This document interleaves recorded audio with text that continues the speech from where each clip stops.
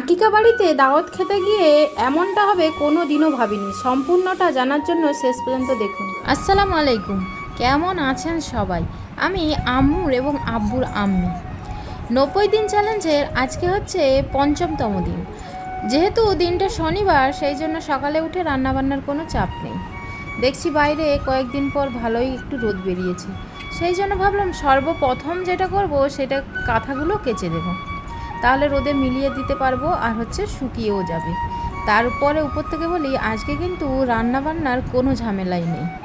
জামা কাপড়গুলো ছাদে মিলে দিয়ে চলে এসেছি। এরপরেই সকালবেলা মর্নিং ড্রিঙ্ক করব, তার জন্য পানিটা ফিল্টার থেকে ঢেলে নিচ্ছি। আমি একটু আগেই বললাম যে আজকে রান্নার ঝামেলা নেই। তোমরা ভাবছো কিসের জন্য? আসলে আমাদের একটা আকিকা ঘরে দাওয়াত পড়েছি, সেই জন্য সেখানেই যাওয়া হবে। রান্নাবান্না তো আর হবে না, ওই জন্য কোনো টেনশনও নেই। এদিকে আমি পানিটা গরম করতে বসিয়ে দিয়েছি, আরেক দিকে দুধটা গরম করে নিচ্ছি। আম্মু যেহেতু স্কুল যাবে, ওকে সকালবেলা কি খাইয়ে পাঠাবো ওইটা একটা টেনশন থাকে। দুধটা যদি থাকে, ওতে মুড়ি কিংবা বিস্কুট দিয়ে খাইয়ে দিলে তাহলে কিন্তু টেনশনটা মুক্ত হই। এদিকে দুটো লেবু বার করে নিয়েছি ফ্রিজ থেকে, আর আগের দিন রাত থেকে যে চিয়া সিডটা ভিজিয়ে রেখেছিলাম ওইটাই গরম পানিতে দিয়ে দিলাম। লেবুটা যেহেতু ফ্রিজ থেকে বার করেছি, সেই জন্য রস বার করাতে আমার একটু কষ্টই হচ্ছিল। যেহেতু ওইটা দিয়ে হচ্ছিল না, সেই জন্য হাত থেকে নিচড়ে নিলাম। দেখছি খুব। ওদিকে মধুর জারটাও নিয়ে নিয়েছি। যেহেতু বর আর আমি দুজন মিলে খাবো, সেই জন্য কিন্তু আমি 2 চামচ মধু দেব। বিয়ের আগে আমি কিন্তু অনেকটাই হেলদি ছিলাম, তখন এই ড্রিঙ্কটা আমার সব থেকে ভালো কাজ করেছে। এক টানা খাওয়ার পর আমার 4 কেজি ওয়েট লস হয়েছিল। সেই জন্য আমি যদি ভাবি যে আমার ওয়েটটা বেড়ে গেছে, তখন কিন্তু এই ড্রিঙ্কটাই হচ্ছে আমার সর্বপ্রথম ভরসা। নিজের ওপরে ট্রাই করে এতটা ফল পেয়েছিলাম, সেই জন্য আমি অন্য কোনো কিছুকে বিশ্বাস করি না। চোখ বন্ধ করেই এই ড্রিঙ্কটা খাই আমি তো 1 গ্লাস খেয়ে নিয়েছি, অন্যদিকে বরের জন্য নিয়ে আসছি। এদিকে দেখছি কেমনভাবে ঘুমিয়ে আছে, দেখো। যে যা জায়গা ছেড়ে উল্টো পাল্টা হয়ে ঘুমিয়ে আছে। যাই হোক, বরকে তো তুলে লেবু পানিটা দিয়ে এলাম। এদিকে দুধটা গরম হয়ে গিয়েছিল, কাপে দিয়ে মেয়ের জন্য 2টো বিস্কিট ভিজিয়ে দিচ্ছি, যে ও ততক্ষণ ঠান্ডা হয়ে যাবে ওকে রেডি করাতে করাতে। ও মা, আমার মেয়ের একটা বাজে অভ্যাস হয়েছে। সেটা হচ্ছে সকালবেলা স্কুল যাবে কোনো কিছু না খেয়েই। এই যে দুধটা ভিজিয়েছিলাম বিস্কুটে, ওটা কিন্তু খাইনি, এমনিই খালি পেটে চলে গেছে। এদিকে বর আবার স্কুল যাবে, সেই জন্য আমি বরকে মুড়ি দিলাম আর একটুখানি চপ মুলা করে দিয়েছি। অনেক দিন পর যদিও বা এইভাবে মুড়িটা খাচ্ছে। ওদিকে পাপা বসে আছে, দেখো, বসে বসে দেখছে। ওকে শুধু দিয়ে দাও না, ও টেনে হিঁচড়ে সমস্ত কিছু কিন্তু নষ্ট করে ফেলবে।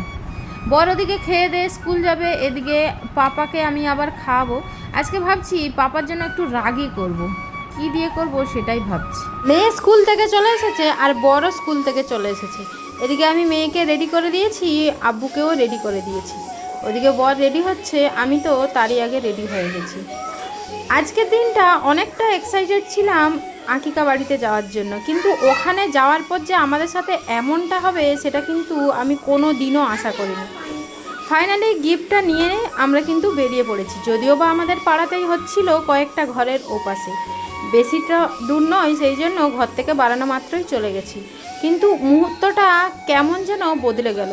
আমরা তো না খেয়েই চলে এসেছিলাম, বাট যাদের অনুষ্ঠান হচ্ছিল তাদের কি দোষ বলো?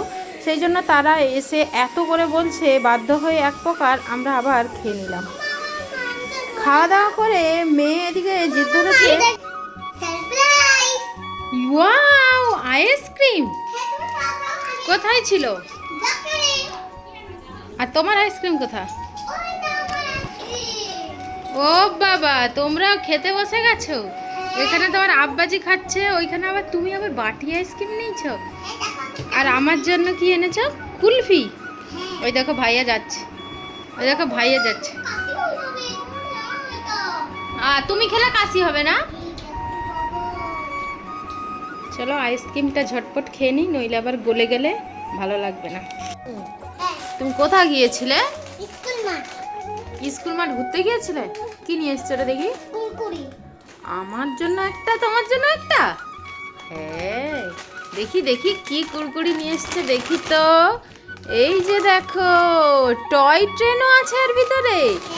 চলো খুলে দেখি কি আছে।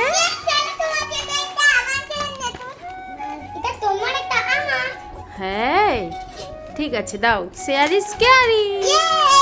ঠিক আছে, তাহলে একটা কেটে দেখি কি আছে। এই যে প্যাকেটটা কেটে দিয়েছি, এবার দেখো এর ভিতরে কি আছে, কি গিফট আছে দেখি। এইটা প্রথমটা কেটেছি, এতে কোনো গিফট নেই। এবার সেকেন্ডটার বাড়ি। এই যে সেকেন্ডটাই দেখি কিছু আছে নাকি। আছে ময়না? হ্যাঁ পেয়েছে, একটা পেয়েছে। দেখি তো বার করে, এটা কি?